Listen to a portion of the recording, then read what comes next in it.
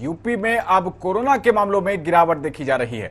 24 घंटे में कोरोना के 6046 नए केस सामने आए हैं और इस दौरान 226 की मौत हुई है। इसी के साथ रिकवरी दर में बड़ा सुधार दिखा है। वहीं मेरठ में ब्लैक फंगस के नए मामले सामने आए हैं। ब्लैक फंगस के 9 और कोरोना के 394 नए मरीज सामने आए हैं। वहीं महामारी को लेकर स्वास्थ्य विभाग लगातार सतर्क बना हुआ है और तमाम जरूरी दिशा निर्देश भी दे रहा है। तो यूपी में कोरोना का हाल आपको बता रहे हैं। बीते 24 घंटे में 6046 नए केस सामने आए हैं और 226 लोगों की मौत हुई है। ये एक मौतों का आंकड़ा चिंताजनक जरूर बना हुआ है, लेकिन रिकवरी रेट बहुत तेजी के साथ ऊपर चढ़ता चला जा रहा है। 17,540 लोगों ने बीते 24 घंटे में कोरोना को मात दे दी है और इसी के साथ अब एक्टिव मरीजों की संख्या जो है उसमें बड़ी गिरावट, अब ये आंकड़ा 1 लाख के नीचे आ गया है। एक्टिव मरीजों की संख्या 94,000 से भी नीचे, माफ कीजिएगा, 94,482 हो गई है। 1 लाख के नीचे आता हुआ आंकड़ा 94,000 के आसपास आ पहुंचा है। वहीं कुल के 16,65,000 से ज्यादा यूपी में अब तक आ चुके हैं और दुखद बात यह है कि 18,978 लोगों ने आधिकारिक आंकड़ों के मुताबिक इस कोरोना वायरस महामारी से जिंदगी की जंग हारी है। 18,978 लोगों की इस खतरनाक कोरोना वायरस महामारी की वजह से मौत हुई है। वहीं 15,51,716 से भी ज्यादा लोगों ने कोरोना वायरस महामारी को मात दी है। इतने मरीज ठीक हुए हैं। वहीं सीएम योगी लगातार कोरोना की स्थिति पर नियंत्रण के लिए और तमाम जरूरी दिशा निर्देश देने के लिए हर जिले के दौरे पर जा रहे हैं। कोरोना से ठीक होने के बाद वो लगातार ताबड़तोड़ दौरे कर रहे हैं, एक के बाद एक, जिसमें कल कानपुर का दौरा किया था उन्होंने। और जिस तरीके से ब्लैक फंगस के मरीज जो देखे जा रहे हैं उसको लेकर उन्होंने यूपी के सबसे पहले ब्लैक फंगस सेंटर की बात कही है कि कानपुर के हैलेट हॉस्पिटल में ये यूपी का पहला ब्लैक फंगस सेंटर बनाया जाएगा। इसी के साथ सीएम योगी लगातार ताबड़तोड़ दौरे कर रहे हैं और इस सीरीज में उनका आज बुंदेलखंड का दौरा प्रस्तावित है। तो इस दौरान वो कई बार ये देखने में आया है कि ग्राउंड जीरो पर जाकर जो कोरोना से पीड़ित पेशेंट्स हैं, होम आइसोलेशन में है, उनके पास जाकर ग्राउंड लेवल का, जिसको स्थलीय निरीक्षण कहा जाता है, उसके लिए भी पहुंच जाते हैं और तमाम दवाइयों की कि उनको कितनी डॉक्टरी सलाह मिल रही है, कितनी मेडिकल मॉनिटरिंग हो रही है और उनको जो होम आइसोलेशन के दौरान जो दवाइयां प्रस्तावित की गई हैं, जो दिशा निर्देश आईसीएमआर और राज्य सरकार की तरफ से जारी किए गए हैं, उनका कितना पालन हो रहा है, इसको लेकर वो लगातार ग्राउंड लेवल पर नजर बनाए हुए हैं। इसी बीच ब्लैक फंगस का जो खतरा बढ़ रहा है उसको सूबे में महामारी घोषित कर दिया गया है और ये आंकड़ा थोड़ा सा चिंताजनक बना हुआ है।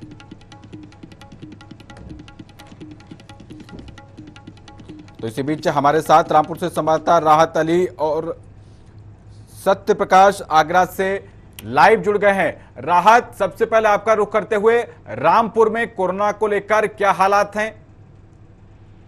देखिए पवन, मैं आपको बता दूं, कोरोना के नए मामलों में काफी हद तक जो है गिरावट आई है। यहाँ अगर हम 24 घंटों की बात करें तो 24 घंटों में 30 नए मामले सामने आए हैं और अगर हम एक्टिव केसों की बात करें तो जिले में 549 एक्टिव केस हैं।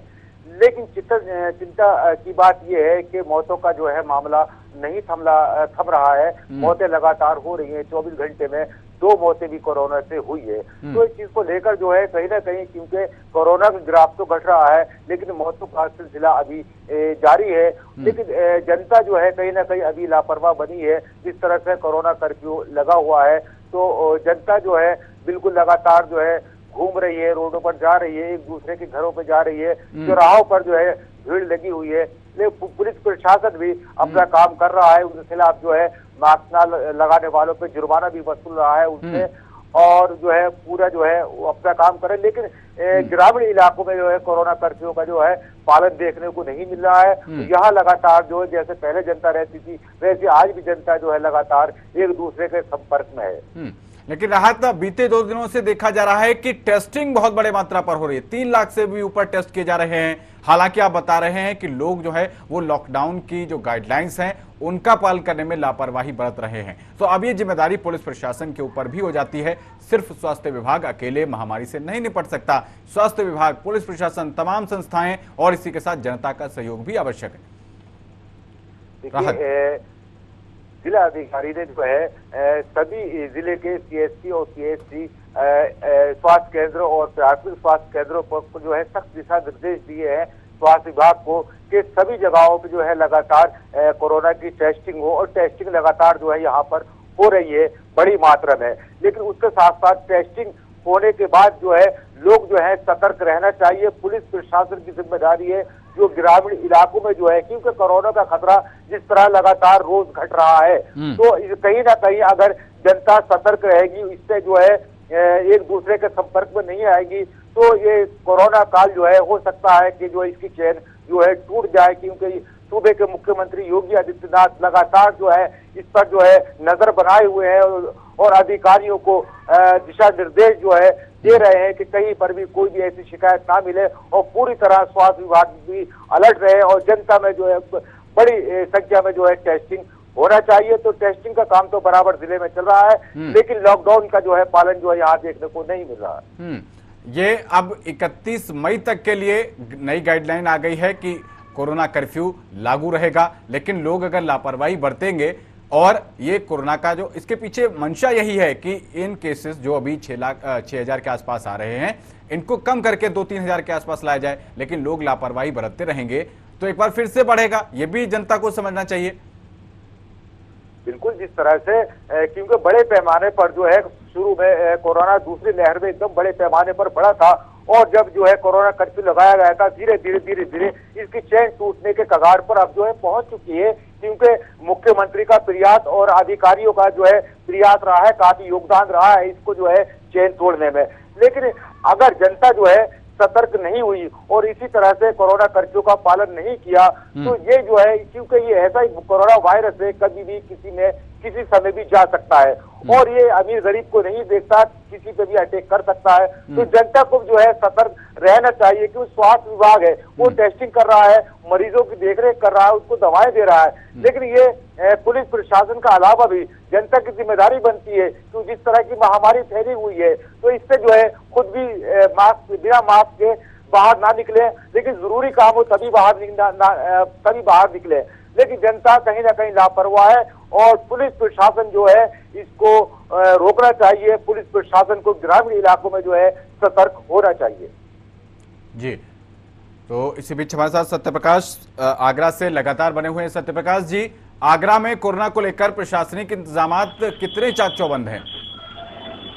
जी बिल्कुल पवन, अगर हम बात करें कोरोना की तो कहीं ना कहीं लोगों को राहत मिलती जा रही है, क्योंकि ग्राफ यहाँ पर घट रहा है।